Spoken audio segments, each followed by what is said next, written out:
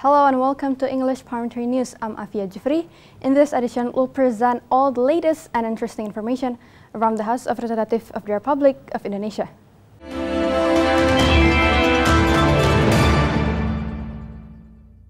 Commission 8 of the House demands the Women Empowerment and Child Protection Ministry to formulate a budget posture that could resolve gender disparity problems and strengthen the child protection. Member of Commission 8, Diah Pitaloka, asked the Women Empowerment and Child Protection Ministry to not only focus on the child protection programs, but also make a breakthrough innovation to reduce the gap of Human Development Index between male and female. Diah Pitaloka asserts the ministry could start from the basic problem, that is education and health. Bagaimana sebetulnya menerapkan satu strategi anggaran APBN yang bisa mempersempit gap, mempersempit perbedaan antara ketidaksetaraan IPM laki-laki dan IPM perempuan.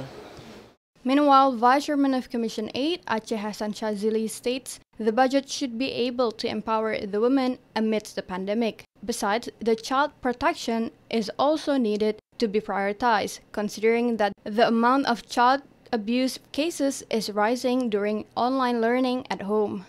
Kementerian Pemberdayaan Perempuan harus lebih proaktif untuk bisa memastikan agar program-program perlindungan anak dan pemberdayaan perempuan itu betul-betul bisa meningkatkan ya pemberdayaan perempuan, terutama tadi di aspek pembangunan ekonominya, kewirausahaannya, kemandiriannya. The violence against women and children number has increased significantly during the pandemic. It's recorded around 8,687 children abuse cases and 6,554 cases of women violence in 2020.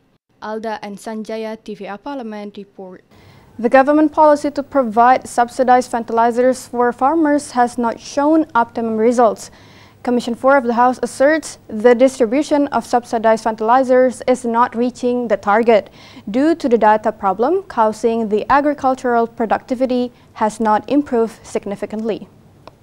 Member of Commission 4, Sunarna, supports the budget allocation and quota for subsidized fertilizer program by increasing its highest retail price. Therefore, he demands the government to have a measurable plan and assure the availability of subsidized fertilizer. The role of agricultural extensions workers are also requested to be strengthened by providing assistance to farmers. Itu persoalannya, ya. Jadi bagaimana sistem ini dibangun kembali sehingga petani itu tepat waktu pada saat perlu dia barang itu ada, juga dari produsen. Distribusinya juga harus selalu standby, harus selalu ada di kios-kios. Member of Commission 4, Sutrisno, says the main problem of subsidized fertilizer policy is the discrepancy data between the ministries and the state institution in the agricultural sector. This issue is causing the subsidized fertilizer scarcity in the market before the planting season. Therefore, Sutrisno demands the government to immediately establish a single data system which record the number of Indonesian farmers, planting area, and subsidized fertilizers demand every year. Mendorong untuk setiap desa itu bisa ada satu penyuluhnya, karena penyuluh di seluruh Indonesia baru sekitar 38.000 kira-kira dari 40 sekian desa yang ada di negara bangsa kita tentunya. Andri, TVA Parliament reports. Commission 9 of the House appreciate the government efforts to handle the COVID-19 pandemic through the procurement of vaccine. The House also supports measures to support vaccination in this emergency condition.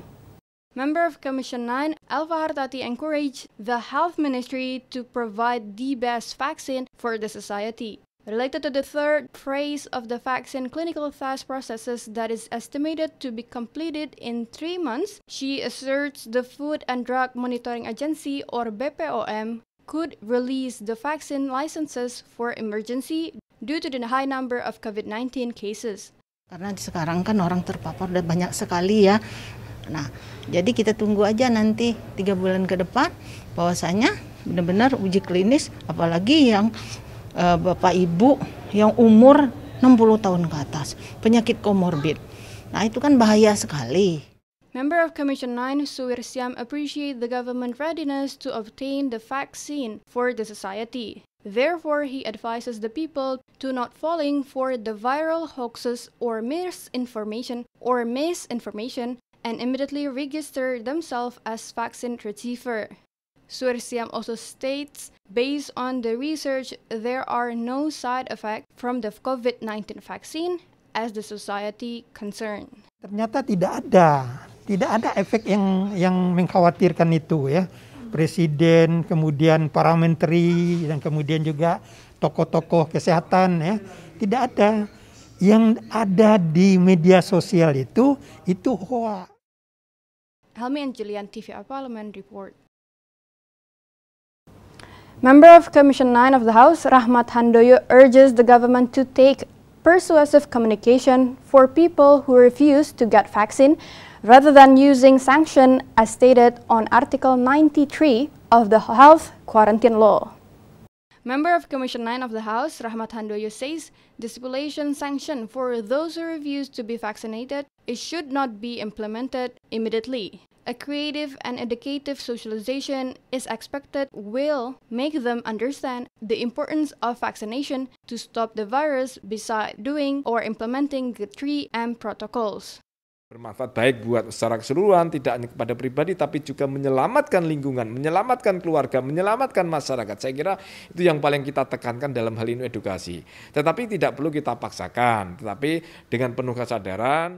Rahmat Handoyo suggests all the stakeholders to fix their communication in socializing the vaccine, whether in rural, urban, or the utmost frontline and disadvantaged regions, aside from doing socialization in mass media. Lebih efektif kita menggunakan sosialisasi melalui para tokoh masyarakat, kemudian juga para publik yang menguasai keagamaan, bukan menguasai tetapi dari sisi keagamaan yang banyak umatnya, saya kira menjadi salah satu cara efektif dalam rangka untuk edukasi sosialisasi.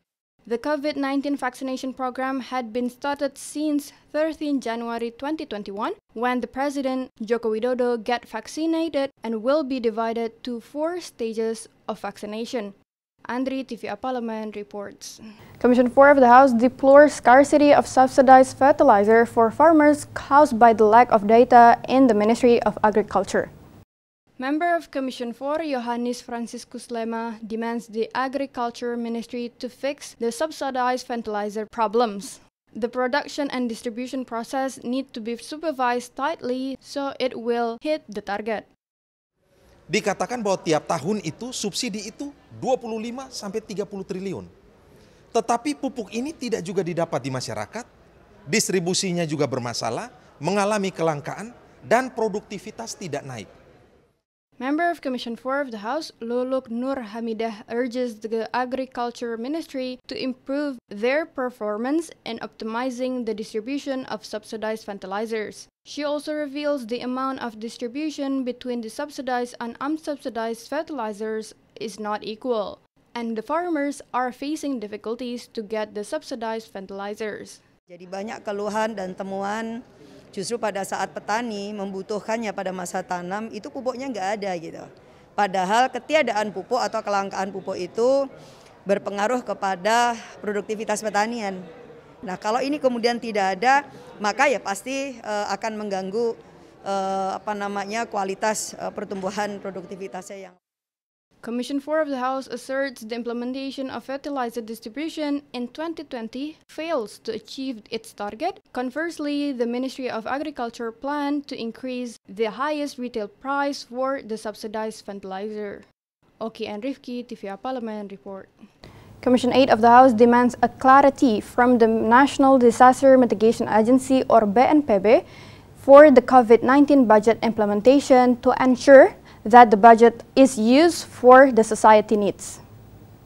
Speaking of her attending the meeting with the head of BNPB, Doni Monardo, at the House of Representatives Senayan, Jakarta, member of Commission 8 of the House, Rudy Hartono Bangun, says there are a lot of unclear budget implementations from the COVID-19 handling program in 2020, which reached 2 trillion rupiah. Therefore, Rudi Bangun demands the BNPB to publish the COVID-19 budget expenditure to the public.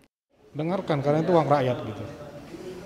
Jadi ada untuk pembelian VCR, regen kan, untuk Wisma Atlet, untuk karantina dan sebagainya gitu. Tapi saya melihat ini sepertinya dananya terlalu besar yang dikeluarkan. Apakah tidak ada nanti markup atau sebagainya, kita harus juga dalami begitu. Rudi Hartono Bangun suggests to the House floor to make a working committee to show the budget spending transparently and to prevent some legal matters in the future. He also questioned the BNPB budget that is being used by Indonesian National Armed Force, the National Police, the regional governments, and other state institutions, while those institutions already have budget for handling COVID-19. 12 triliun lebih, 12,7. Itu kementerian sementara ini adalah badan. Nah itu, jadi saya menduga mungkin ini banyak yang overlap karena uangnya dibelanjakan juga untuk kementerian lain, Kementerian Kesehatan. Ambil dari sini juga. Ada ke Pemda, ya kan? Kan ada ini, ada ke Pemda diambil dari BNPB, sementara Pemda punya anggaran tersendiri gitu. Habibie Anbari, TVA Parliament report. Commission 4 of the House questions the development of natural tourism project in Komodo and Rinca Island. This project is seen potentially can harm the ecosystem at those islands and endanger the origin habitat of Komodo dragon in Indonesia. Member of Commission 4, Andi Akmal Pasludin says, based on a press investigation about resort and hotel development permit in Rinca Island, which indicates a neglection of regulation and terms of conservation area, Commission 4 will have a further discussion on this. He says this is to protect Rinca Island as Komodo's natural ecosystem. Membangun resort gitu kan, membangun hotel, bahkan kita dengarkan bahwa ini banyak bermain. Ya kan? Artinya seakan-akan aturan ini cenderung diabaikan dan ini untuk kepentingan bisnis gitu. Ini kita sayangkan karena kawasan Rinca ini kan kawasan konservasi khusus untuk Komodo.